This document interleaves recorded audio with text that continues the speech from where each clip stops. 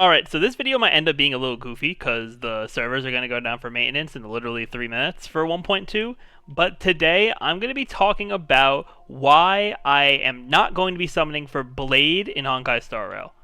Now, I think, I just want to preface it by saying I think Blade is going to be a really good character. He's going to do a lot of damage, especially with his damage increases with his HP reduction and all that kind of stuff, and he's going to be a great addition to the win characters.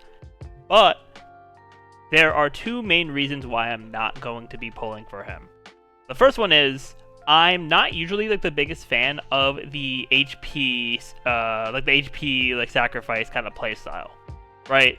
And this kind of goes back to characters like in Genshin, for example. That's the main example I'm going to draw from this because that's where I've used characters like this, being like Xiao and Hu Tao, for example. And while he does have some healing factors, which is my main sort of thing I want in a character like that, I'm still not really the biggest fan of the playstyle, and considering that I have a good amount of characters already in this game, he's just not a character I really need.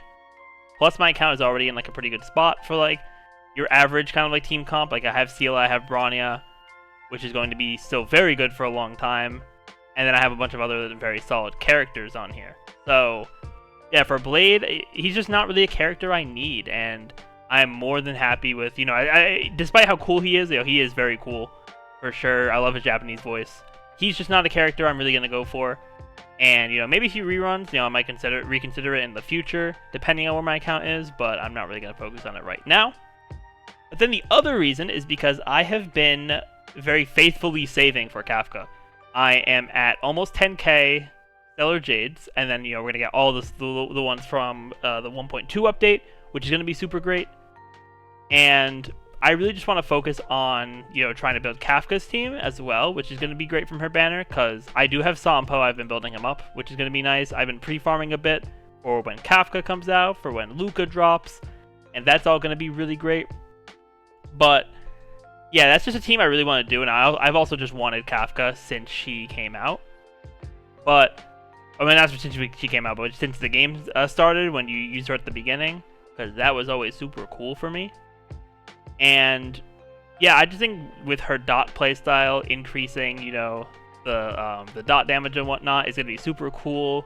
Plus, also, I'm really interested in Luka, because Luka is gonna be a physical dot character, physical nihility. I think nihility is going to be in such a cool spot once Kafka comes out, because we're gonna be focusing a lot more on dot. And as I said in one of my recent videos about Pella, I think that nihility is, with it being in a dot meta, the other nihility characters are going to have more specific niches. If they're not dot related, like Pella, for example, or Welt, they both are going to have their own niches that aren't really with dot as much, but with other type of debuffs, which I think is a good way to go about nihility. And alright, the game's going down here, so y'all will probably just see some gameplay going forward. But yeah, I am super excited for the game state of 1.2 once Kafka comes out, because she is just going to, she's going to make the game a lot more fun. You're going to have dot finally being an optimal thing to do, because previously, outside of Simulated Universe with the nihility path, you were really only using dot characters. Sampo was really the only dot character, so it wasn't really that much that beneficial for a lot of players. But now that Kafka is going to be DOT is going to be her main thing, DOT damage, she is her plus Sampo and Luka, and then also Wolf is going to have benefit them as well.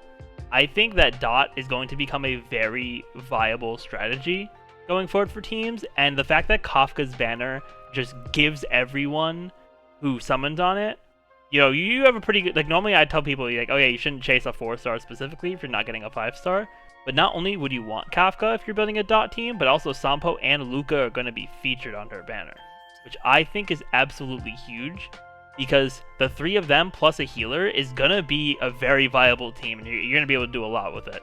With Sampo's, because Sampo is able to, I'm not sure if it's my light cone or just on his ultimate, but he can increase DOT vulnerability to make it do more damage. Kafka has some extra DOT procs on her kit, and then Luka's going to be very good for having Bleed, because I think Bleed is probably one of the strongest DOTs in the game. So it's definitely going to be really exciting. But yeah, let me know in the comments down below if you plan to summon for Blade in version 1.2. I think Blade is still going to be very good. I think he's going to benefit a lot of people's accounts. I'm just personally not going for him. And, you know, with me staying free to play, I got to make sure I get Kafka one way or another. So I am skipping out on Blade. But yeah, thank you all so much for watching. If you enjoyed, definitely be sure to leave a like, comment, subscribe to the channel, and ring that notification bell. But with that, hopefully you all enjoy 1.2 because I'll be covering it as it comes out. But with that, I will see you all next time.